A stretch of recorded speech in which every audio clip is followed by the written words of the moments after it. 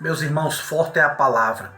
O tema da mensagem de hoje é sobre as bênçãos proféticas do patriarca Jacó. Capítulo 49. Vemos no capítulo 49 a terceira bênção proferida por Jacó. Em Gênesis 47, Jacó já tinha proferido uma bênção sobre Faraó. Capítulo 48 nós vemos que Jacó ele abençoa os filhos de José, Efraim e a Manassés. E agora nós vemos no capítulo 49 Jacó, no seu leito de morte, proferindo uma bênção sobre os seus filhos. O interessante é que como líder, como profeta, Jacó, no versículo 1 e 2, ele fala a palavra ouvir 2 vezes. Ouçam, ouçam. Suas bênçãos eram proféticas e haviam de ser confirmadas no discurso da história. No livro de Gênesis não temos registro de nenhum servo de Deus deixando palavras de instrução na hora da morte. Ninguém antes de Jacó teve esse privilégio. Não vemos Adão pronunciando nenhuma palavra, não vemos Noé pronunciando nenhuma palavra no leito de morte, nem Abraão, não. Nem Isaac. O interessante é que Jacó, com 147 anos de idade, ele, privado da sua visão física, mas ainda tinha um discernimento espiritual. Apesar da idade, da doença, a memória de Jacó continuava lúcida e ele poderia citar o nome de cada um dos seus filhos. E aqui nós vemos 3 lições sobre a vida de Jacó. Em primeiro lugar, eu vejo que todos os seus filhos estavam vivos. Aquele privilégio, um homem descer à sepultura rodeado de todos os seus filhos.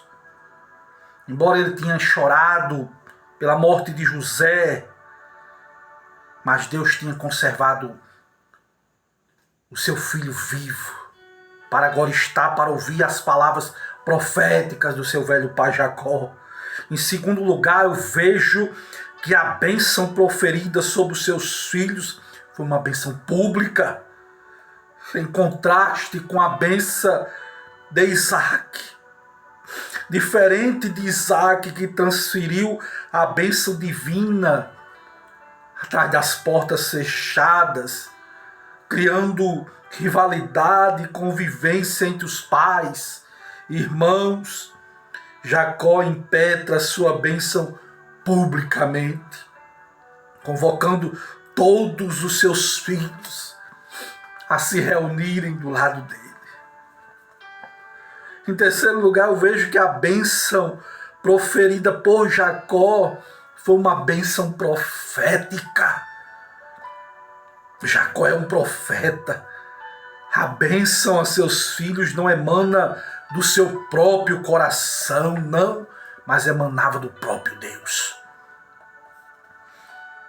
Ele não fala por uma iniciativa própria, não. Suas palavras são as próprias palavras de Deus falando na sua boca.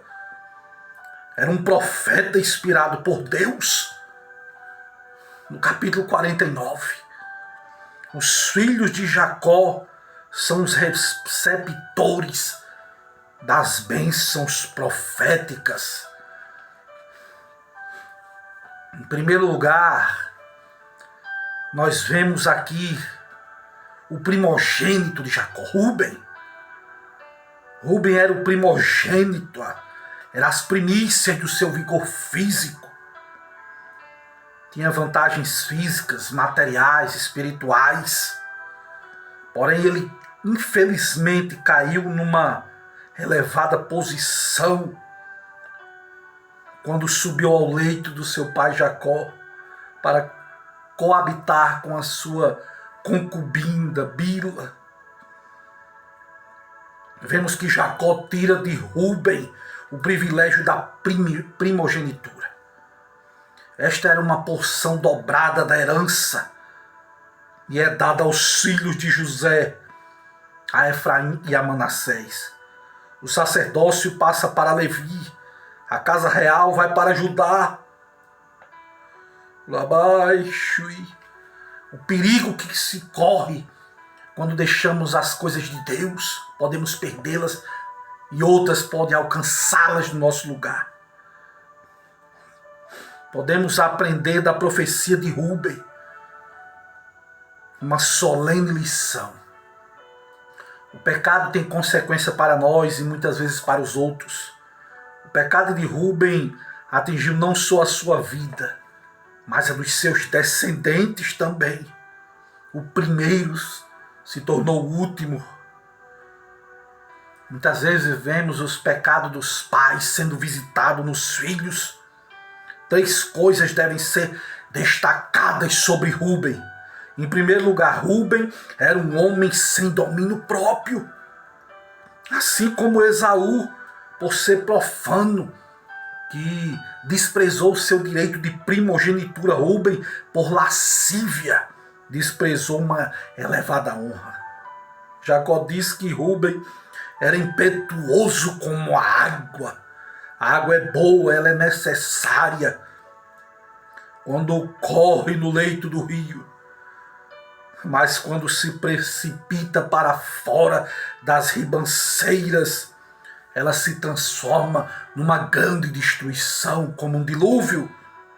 Assim é todo aquele que não domina os seus impulsos. A expressão que Jacó usa para Rúben, ele vai dizer que ele era impetuoso como a água, no versículo 4, 49 de Gênesis. Significa insolente, orgulhoso, indisciplinado, temerário, incontrolável, instável. Rúben era um homem de impulsos desgovernados. Em segundo lugar, eu vejo que Rúben era um homem profanador. Rúben subiu o leito do seu pai para ter relações sexuais com Bila. Um pecado de incesto. A verdade é que muitos pecados do passado privam-nos das bênçãos futuras. Um pecado muito antigo que Rúben havia cometido, finalmente o havia encontrado. A terceira lição que eu vejo na vida do primogênito de Jacó, Rúben, é que ele era um homem que não exercia liderança. 49:4, Jacó diz: não serás o mais excelente. Rúben falhou em liderar como primogênito. A tribo de Rúben falharia de igual modo na liderança. É difícil encontrar nas escrituras algum membro da tribo de Rúben que tenha se destacado como líder. A gente não vemos. Infelizmente foi o que aconteceu com Rúben. O segundo filho, nessa lista, nós vemos Simeão e Levi. E Jacó diz irmãos, não apenas porque vêm do mesmo ventre, não, ou porque andam juntos, não, mas porque compartilham notavelmente dos mesmos traços criminais, violência, furor, crueldade. Os dois estão agrupados porque tinham chefiado o massacre sangrento de Siquém, em Gênesis 35, se vingando quando a sua irmã foi estuprada. Depois você quiser ler, você lê lá o que Simeão e Levi fizeram com aquele povo, mandando circuncidá-lo, e na mais alta dor da circuncisão, eles o mataram. E Jacó vai dizer que maldito, a expressão maldito seja o seu furor, era forte e a sua ira era dura. Refere-se a esses furor e ira, e não apenas as pessoas de Simeão e Levi. Deus acaba com a união deles dois, porque estavam usando a união para o mal. Deus não quer que nós ficamos unidos para o mal, não, mas para o bem. Os descendentes de Simeão foram absorvidos no território de Judá. Os descendentes de Levi foram distribuídos por 48 cidades na distribuição das terras por Josué. Em terceiro lugar, nós vemos aqui o quarto filho, Judá. Oh, glória, Rabai! Judá significa louvor. E esse jovem cometeu 2 grandes pecados. O primeiro porque liderou a venda de José e depois se uniu aos cananitas, cometendo incesto com a sua nora, com sua própria nora. Entretanto, Judá se arrepende dos seus pecados, se coloca como fiador por Benjamim, diante do pai em Canaã e diante de José no Egito. Lá abaixo, o interessante é que nós podemos destacar alguns pontos sobre Judá. Em primeiro, Judá seria louvado pelos seus irmãos. 49, versículo 8, Jacó diz: Judá, os teus irmãos te louvarão. O poder de Judá é indiscutível. Todos os seus irmãos se curvam perante ele. Segundo, a Bíblia diz que Judá triunfaria sobre os seus inimigos. A tua mão estará sob a serviço dos teus inimigos. Foi o que Jacó disse. Em terceiro, Judá tem a aparência majestática do leão. Por que leão, irmão Júlio? Este poderoso animal, o leão, impõe respeito, impõe medo, tantos aos outros animais como o homem. O leão tornou-se o símbolo da majestade, de força, é o símbolo de realeza no Antigo Oriente Próximo. E sabia que existem 135 passagens bíblicas que mencionam um leão, mas somente 25 mencionam leão como animal. Nas 110 outras passagens ilustra o leão as características de Deus ou de determinadas pessoas. Que coisa linda é a teologia, coisa maravilhosa. Aleluia, o próprio Cristo é destacado como leão da tribo de Judá.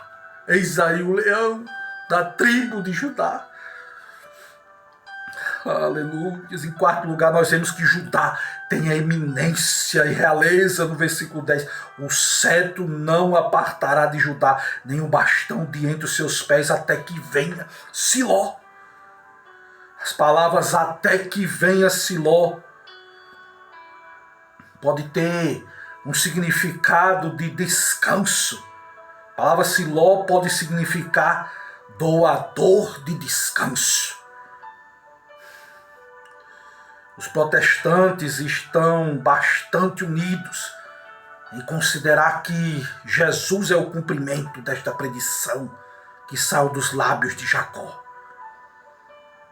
Siló deu origem a várias interpretações, especulações, mas existe uma referência bíblica em Números 24, 17. Até que vem aquele quem tem em sua destra o cetro, ou seja, o domínio.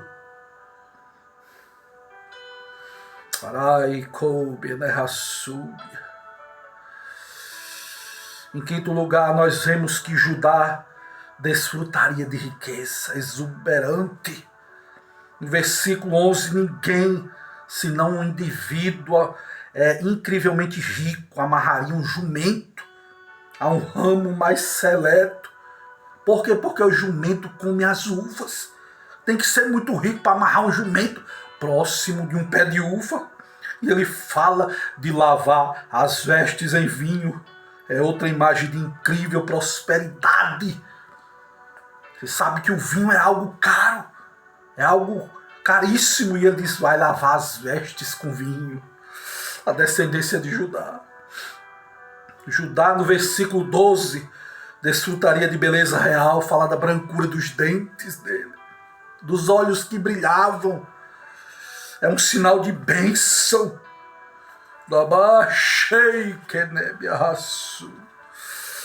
Oh, palavra gloriosa. E aqui eu encerro. E no próxima palavra nós estaremos falando sobre o restante dos filhos de Jacó. Que Deus te abençoe em nome de Jesus.